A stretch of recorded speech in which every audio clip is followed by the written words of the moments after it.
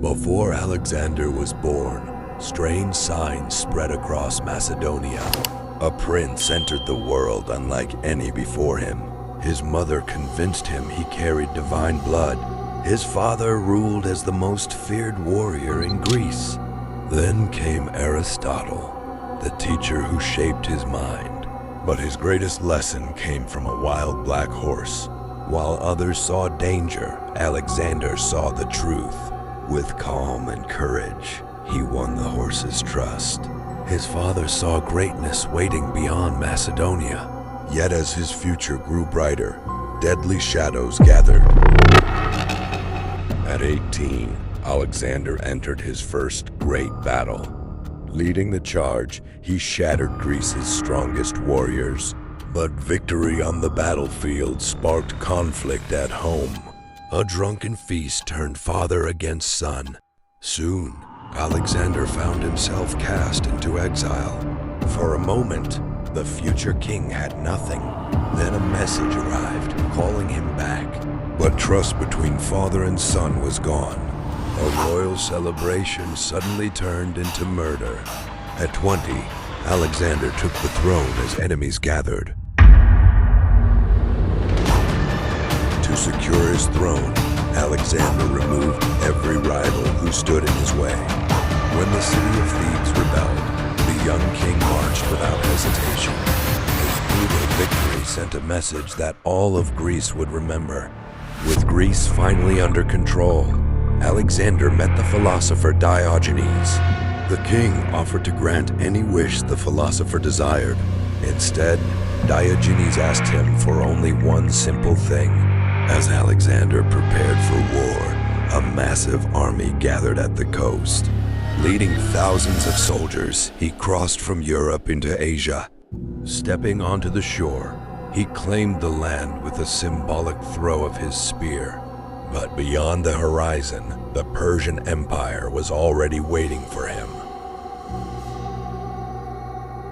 The Persians chose the perfect battlefield and waited for Alexander to attack. Ignoring his generals, Alexander charged straight into the river.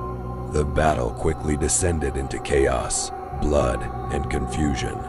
Fighting in the front lines, Alexander became the enemy's main target.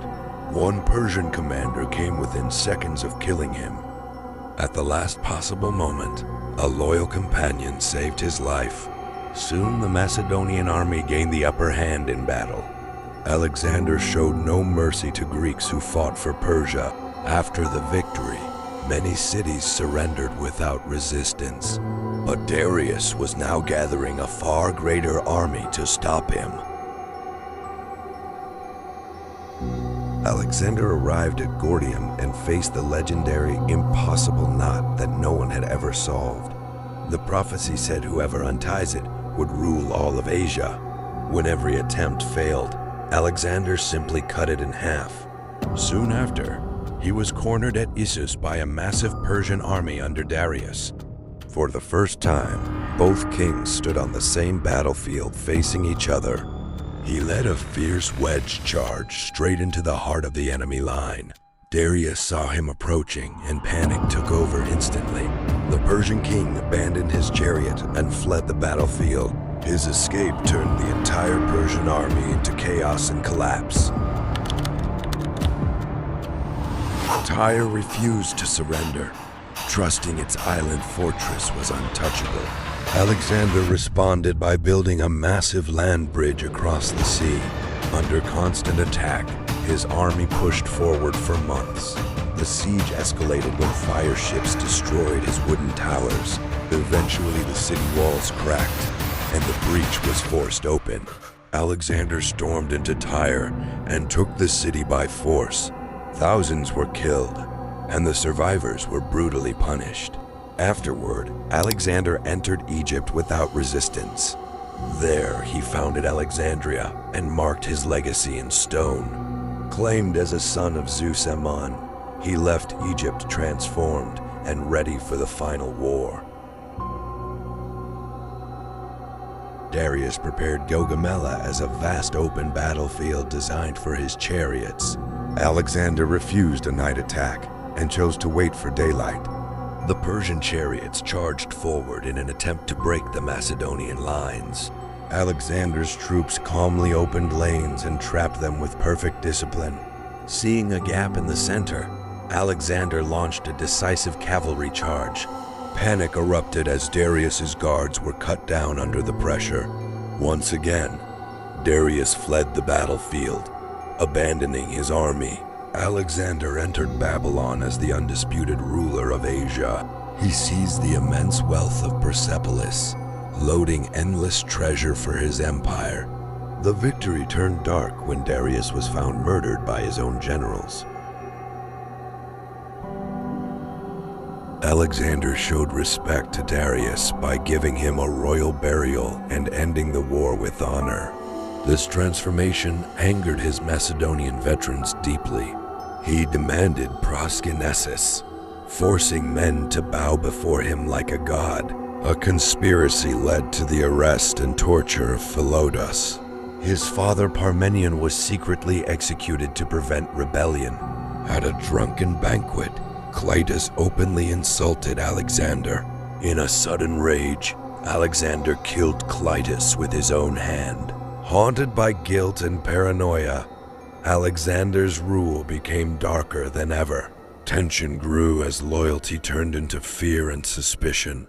He began adopting Persian customs to rule his new empire effectively. Alexander captured a fortress that many believed was impossible to reach. There he met Roxana, who would become his wife and closest companion. Soon, his army crossed the deadly mountains into India. Even legendary strongholds fell before his determination and engineering. But the Indian monsoons tested his army like never before. Across the river waited King Porus and his war elephants. Using darkness and storms, Alexander crossed the river undetected. The battle that followed was among the hardest of his life. His soldiers found a way to turn the elephants against their own army. Alexander won the battle, but the cost of victory was becoming unbearable. Alexander lost Bucephalus, the horse that had carried him across half the world. Soon, frightening rumors spread about powerful kingdoms waiting in the east. After years of war, his exhausted soldiers finally refused to march further. Alexander begged them to continue toward the edge of the known world, but no speech could change the minds of men who had given everything. Realizing the journey was over, he reluctantly ordered the retreat. Still driven by anger and ambition, he launched new campaigns on the way home. During one assault, he recklessly entered the enemy fortress ahead of his army. A powerful arrow struck him in the chest and nearly ended his life. As his men rushed to save him, the legend of Alexander came closer than ever to its end. The march through the Gedrosian desert became one of Alexander's greatest disasters. As his men suffered from thirst, he refused water and shared their hardship. The survivors finally returned to the royal city of Susa. There, Alexander tried to unite Greeks and Persians through mass marriages. Many Macedonian veterans saw these changes as a betrayal. Their anger erupted into another dangerous mutiny. Alexander managed to calm the rebellion and restore loyalty once again. Soon after, his closest friend Hephaestion fell gravely ill. His death shattered Alexander and left him consumed by grief. As he returned to Babylon, strange omens seemed to warn that the end was near. As strange omens appeared around Babylon, Alexander's health continued to decline. During a final banquet, a sudden illness left the conqueror bedridden. Day after day, a relentless fever drained his strength. Rumors spread that poison, not disease, was responsible for his condition. Unable to speak, he silently said farewell to the soldiers who built his empire. His generals gathered and asked who should inherit the world he conquered. Alexander's answer was simple: the strongest should rule.